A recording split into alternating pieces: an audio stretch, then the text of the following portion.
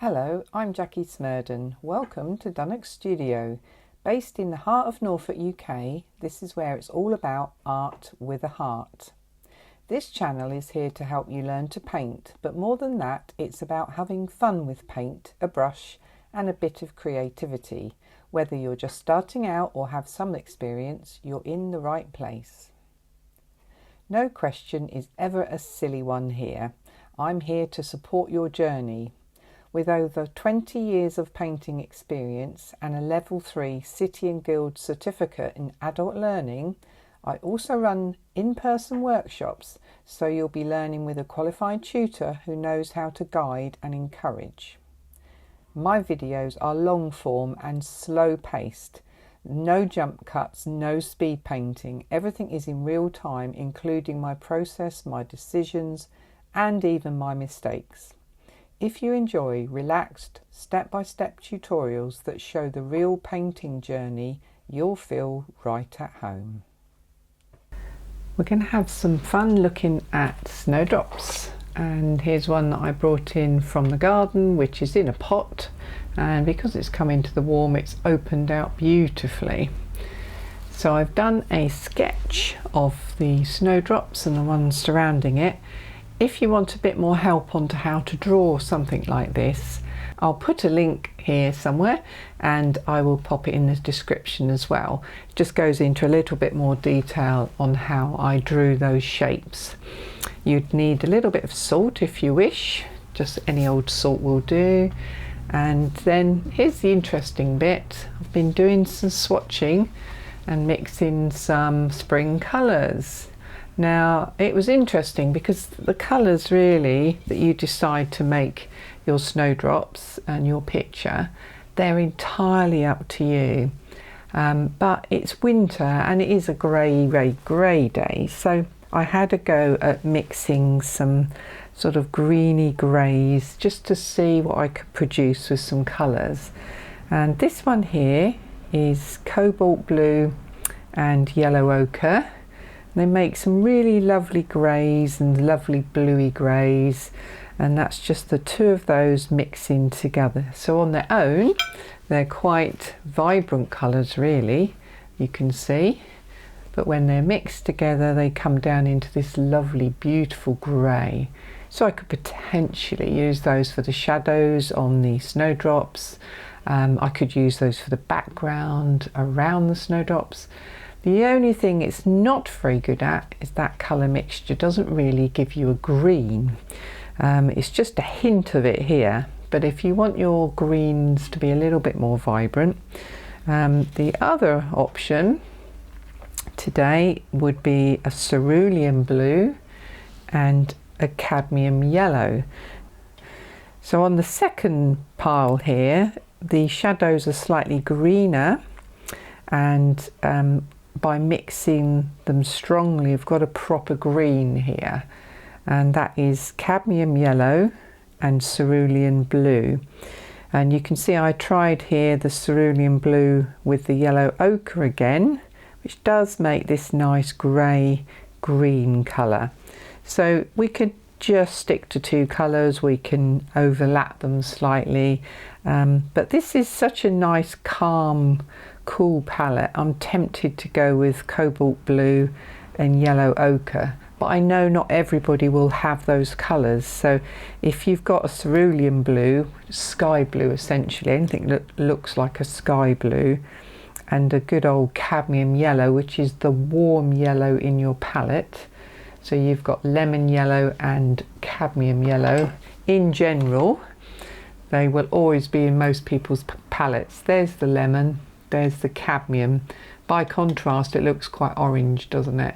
So that's a cool lemon yellow and that's a warm cadmium yellow. So any warm yellow mixed with your blue should produce you some nice spring greens that are not too zingy. This one is on the edge of being quite tropical here, whereas this one is much more subtle. So I'm going to take a flyer and take these out. That's my decision, but entirely up to you what you decide to go with.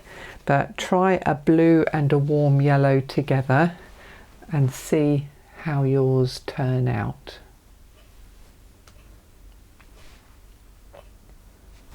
So as a reminder, I've gone with cobalt blue and yellow ochre.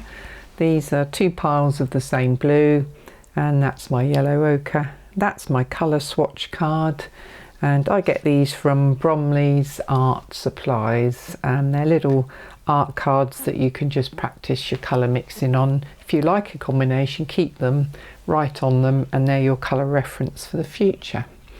The plate I was using I've now cleaned off, so just so you can see I'm not using any other greens or anything like that here.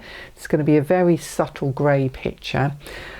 China plates are really good idea for mixing your colours because they wash beautifully and cleanly. This particular one was given to me by a friend, and it's got these lovely indents that tend to hold the paint colours on the side, and then you can mix in the middle.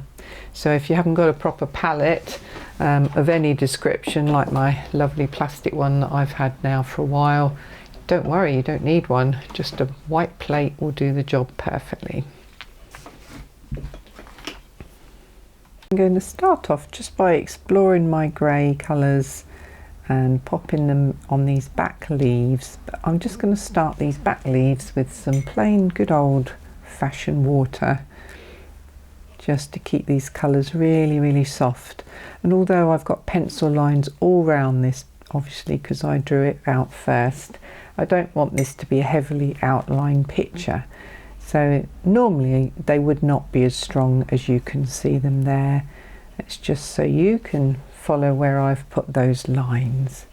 So I'm just popping the water on the first little bit of this background area, which is all of these things that are coming out from behind everything else. Depending on how fast you're working, how warm your studio is, how difficult you find this as to how long you need to think ahead to do this, or you might just get the whole thing damp and be fine to go back and pop your paint on. But if you struggle because it's already drying out when you go back, just do a little bit at a time. This watercolour paper is quite thin. It's certainly no more than 140 pounds in weight, probably a bit less, but because I'm not doing massive washes all over it, I can get away with it being quite soft. It's just starting to buckle in some areas, and I'm really not worried about that. I don't want to worry about stretching paper or anything like that.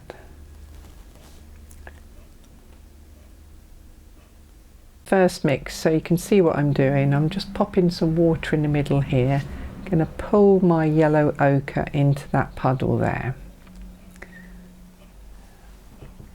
Clean my brush, pick up some of the blue, which is the cobalt, pull it into the side. So we've got two colours, and there we go, we get that lovely grey green that's happening there. Now that's quite a nice colour for those background leaves, and if I was to make it stronger it would overwhelm the other areas of the painting. So for now that may be enough, but we could try just pulling a little bit more in, bearing in mind it will dry paler. So you can see that lovely green grey that we're getting, which is very reminiscent of today's weather, very grey. We want this slightly on the blue side because it's in the background. There we go. So you can see how I've mixed those two together to make a grey green.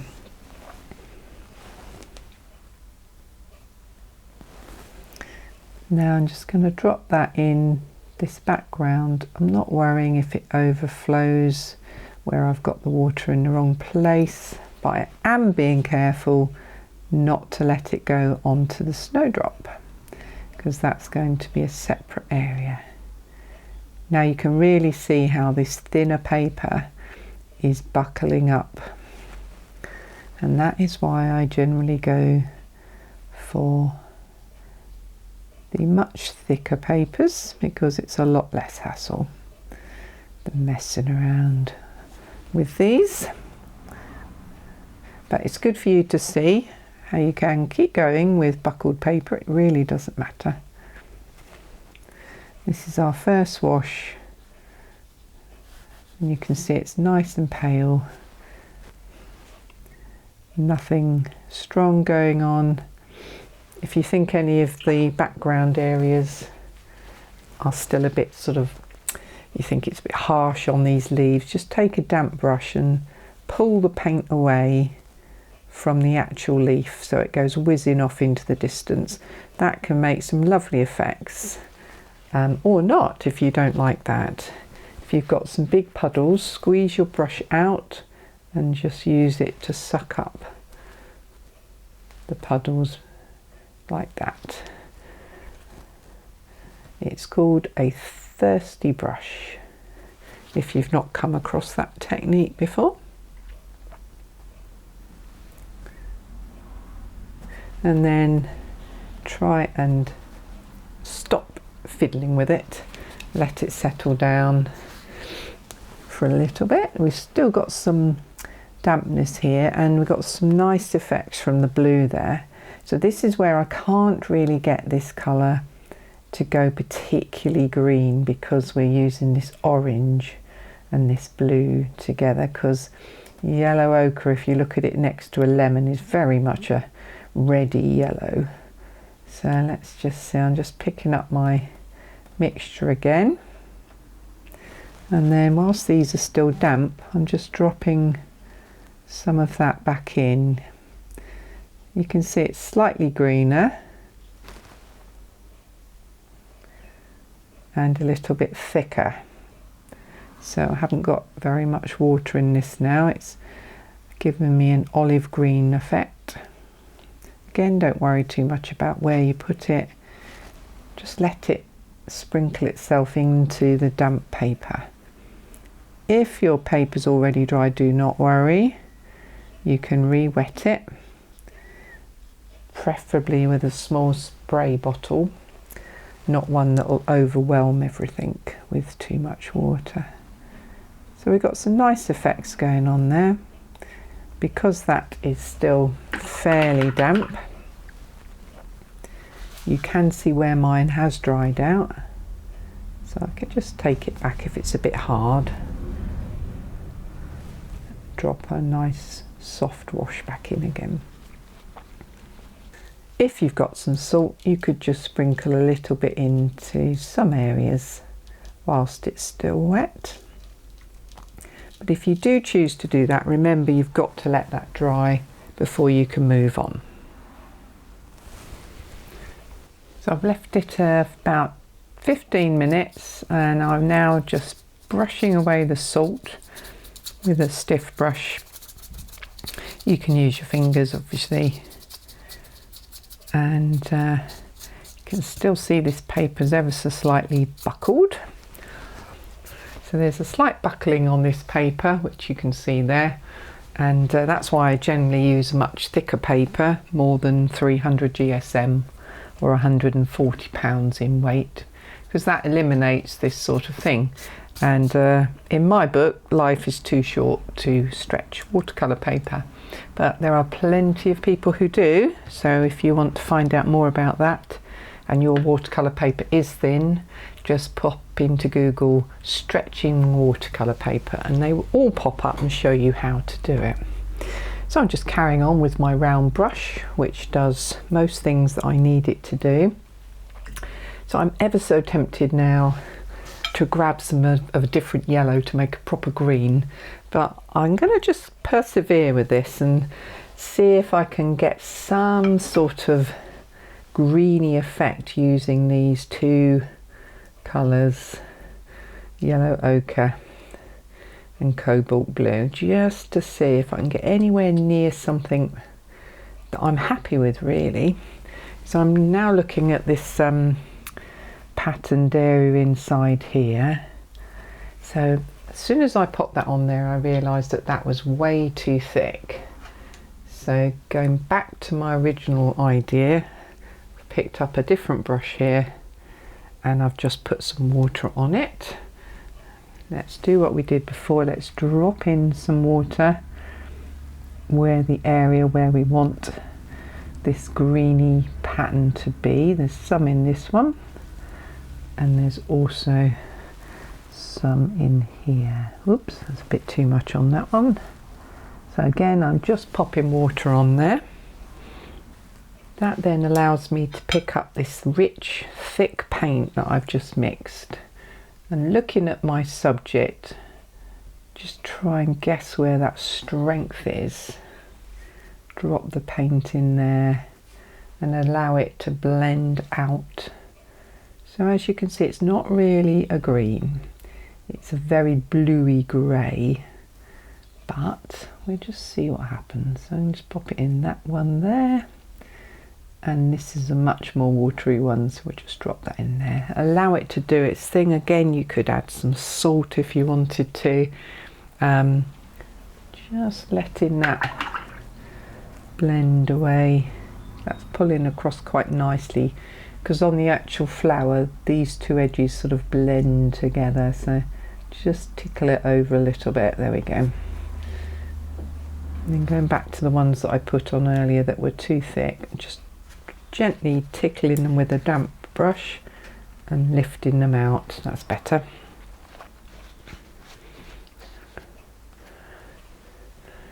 And this one again, still a little thick, so you can just take stuff off if you don't like it. And then again, we have the top areas of these snowdrops here are a deep green in reality, but we're just sticking to this colour palette we've chosen, or I've chosen. You might have a completely different one, but the idea is the same. And just pop those snowdrop heads in where the flower is actually coming from. This one's quite strong and bold. You can use different brush strokes if you like. Here's some dry brushing, but it's a bit tricky when you're doing a small area. So I'm just going to keep this simple. If you know some other tricks already, feel free to experiment at this stage. You don't have to copy everything I'm doing. So that's the top of the buds in, which look quite nice actually, albeit they're not anywhere like the real colour. But if you're anything like me, you don't always follow the colours anyway. You follow the idea you want to pop onto your pictures, and that might be a million miles away from the reality. So we've got this one here which is coming down. I'm using just the lovely point on my round brush. Round brushes do most things. You can buy specialist brushes, of course you can. Just to prove my point, I've got a whole collection here. But 9 times out of 10 I just use my round brush, because it will do lovely delicate marks like this, just the same as it will do very, very loose big washes. So I've gone a little bit dry and hard there. You can probably see that just looks a bit too much. So a damp kitchen towel and lift it back off again, just to give it a little bit of softness. And that is always a good trick. Have your towel ready. This one's coming down behind here again. Just take it back. Just a slight touch is all you need, and it gives it a lot more life. Carry that one on underneath. So it's a little bit fiddly, and you might find this easy, you might find this difficult, but there's no right or wrong way to do this.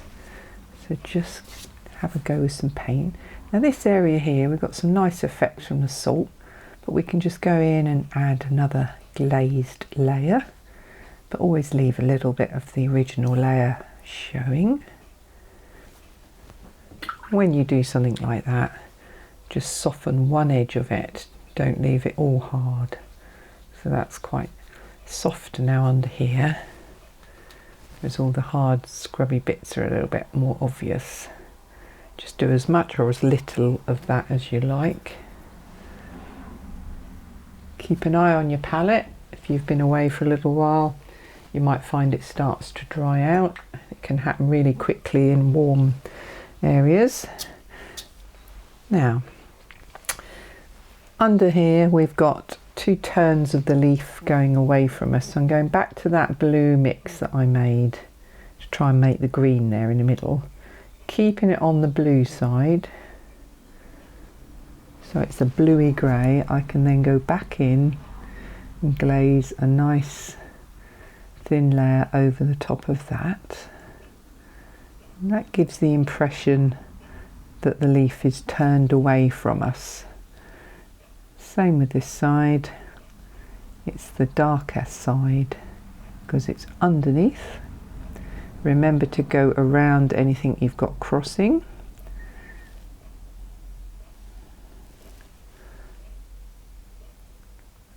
Like so. Again, you can just gently lift off to give it a little bit more variety. Sometimes those lift off marks can be some of your nicest marks.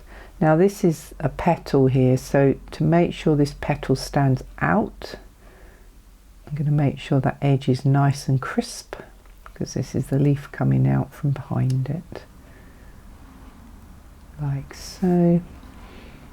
Also got another area under there, and following that through, let's have a bit more depth to the leaf underneath, and also that area would be a little bit in shadow, but you can make those up. Shadows, you don't have to get them accurate, just have your best guess where the shadow would be. Remember, it's your painting. It's not a photograph. So we're still just going with our two colours. So again, this is underneath. So I'm just going to pop that in there. Just gently soften the edge. You can see how I'm softening that edge down. Like so. And this is the base of the leaf that's coming over the top there. So again, because this is following the edge of the snowdrop, I want that to be crisp. Nice sharp edge. Take that line down. You might get some blooms, cauliflowers, all sorts of things happening. That doesn't matter at all. Sometimes they make the picture more interesting.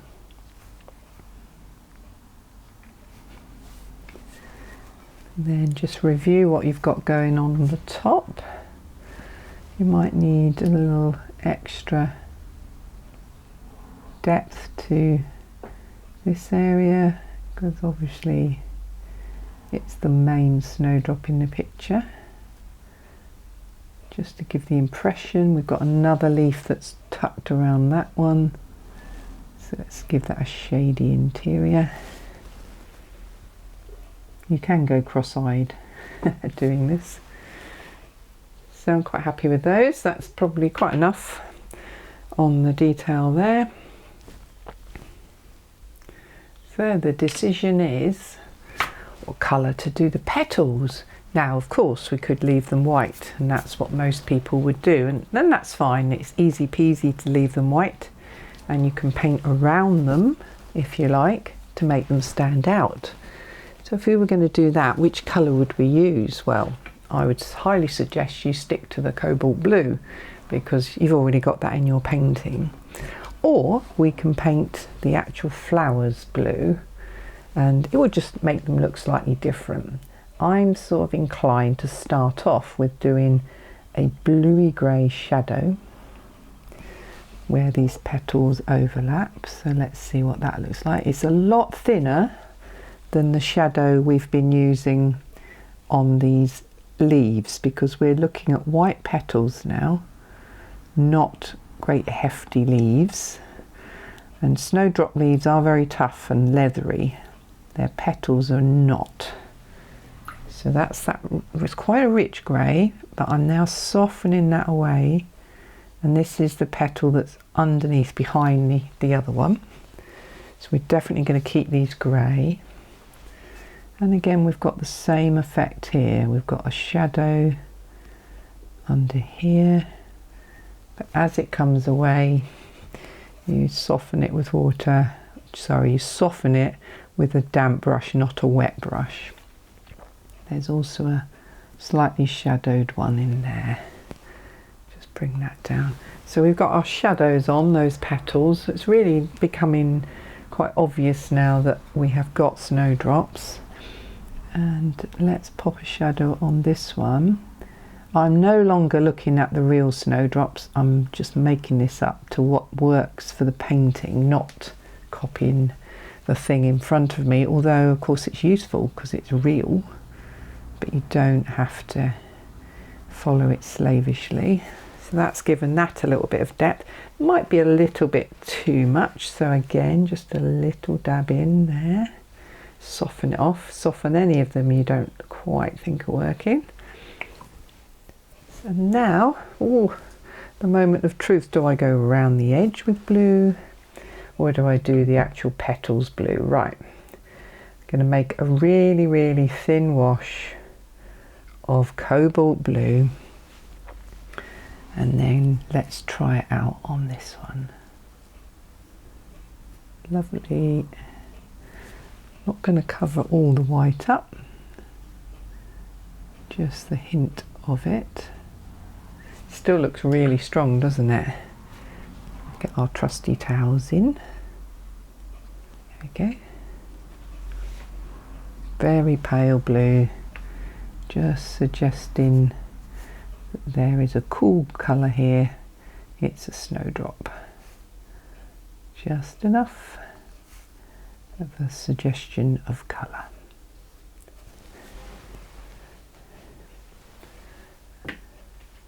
And there you go. This final area here, I'm just going to use my brush to lift out. I'm just leaving a hint of blue behind there. You can just see this is a little bit harsh here. Go back in with my towel. That, I think, will do. Very, very simple watercolour sketch. We've used some soft edges, we've used some salt, and best of all, we've just used 2 colours. Why don't you give it a go yourself and see how well you do?